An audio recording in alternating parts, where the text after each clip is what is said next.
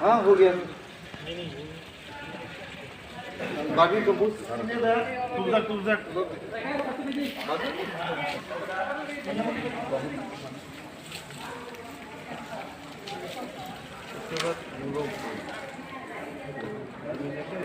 এটা ফল যত দিন না ধরে তখন এখানেই থাকবো বছর একবার আয়া ফার্টি বাবার সারি ऑक्सीजन में खाने बोले खार किसे मांगते सबसे पहले हम लोगों ने प्लेज रीडिंग की थी, वो 22 तारीख को सारे ऑफिसेस में संपन्न हो गई है। प्लेज रीडिंग में हमने बताया कि डिज़ास्टर आने की स्थिति में हम क्या कर सकते हैं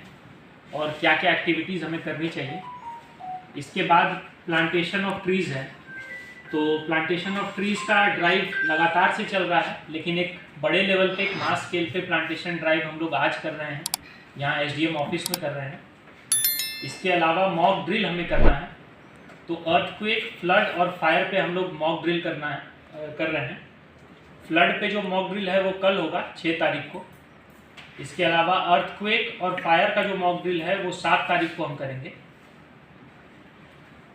इसके अलावा हमें अवेयरनेस प्रोग्राम्स करने हैं डिज़ास्टर मैनेजमेंट पे, तो ये अवेयरनेस प्रोग्राम्स लगातार चलते रहते हैं स्कूलों में, हॉस्पिटलों में, छोटे लेवल पे हम लगातार एक्टिविटीज़ करते रहते हैं। लेकिन डिज़ास्टर रिस्क रिडक्शन के लिए जो इंटरनेशनल डे है उसके निमित्त जो कार्यक्रम होंगे उसमें थोड़े से बड़े स्केल पे हम ये एक्टिविटीज़ करना चाह रहे हैं।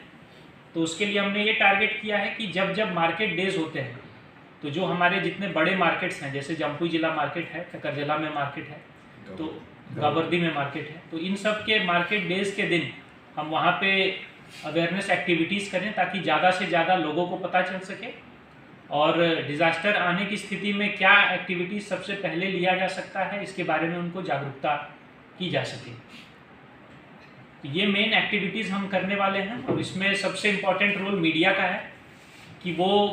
इस चीज़ को जितना ज़्यादा प्रचारित कर सकें, जितना ज़्यादा लोगों के बीच पहुंचा सकें,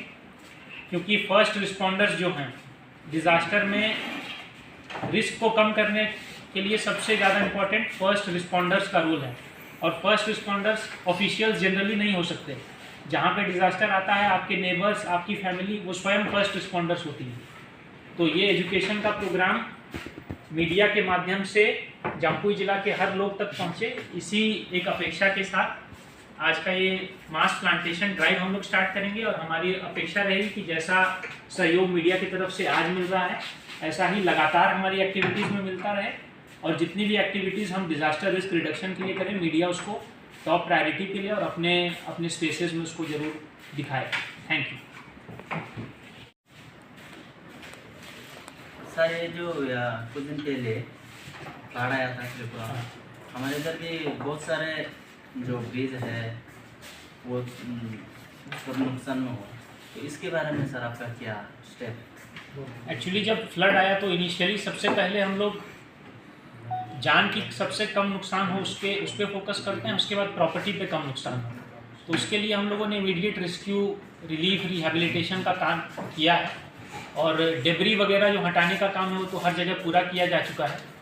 और जहाँ पे माइनर डैमेजेस थे वैसे रोड्स, ब्रिजेस रिपेयर भी हो चुके हैं, लेकिन जो मेजर डैमेजेस हैं उसका असेसमेंट करके हमने भेज दिया है आगे और होपफुली इसको भी मिशन मोड में लिया जा रहा है। जितने भी अभी रोड्स, ब्रिजेस, बाकी सारी चीज़ें डैमेज हैं और जिसको मेजर रिपेयर की आवश्यकता है उसका एस्टिमेट बनाने के बाद रेलेवेंट डिपार्टमेंट्स उसको टेकअप करेंगे और जल्द से जल्द सब कुछ सुचारू रूप से फिर से चालू हो जाएगा।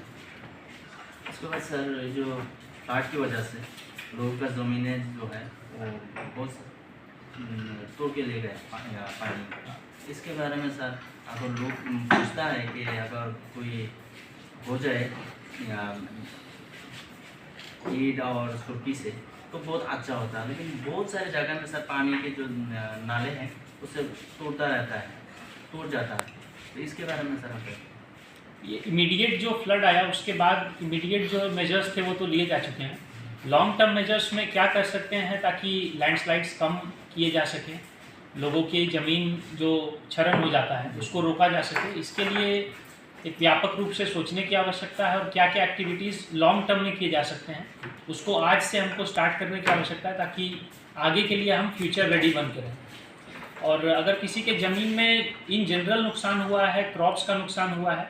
तो वो एग्रीकल्चर डिपार्टमेंट अपने माध्यम से असेसमेंट करके और डिज़ास्टर रिलीफ उनको प्रोवाइड कर रहा है। लेकिन जो लैंडस्लाइड में ज़मीन खिसकने की बात है, वो यहाँ के नेचुरल टेरेन के हिसाब से कैसे उसको हम लोग मिनिमाइज़ कर सकते हैं, उस पर मुझे लगता है कि एक ब्रॉडर लेवल पे एक फ्यूचरिस्टिक पर्सपेक्टिव के साथ काम करने की आवश्यकता है।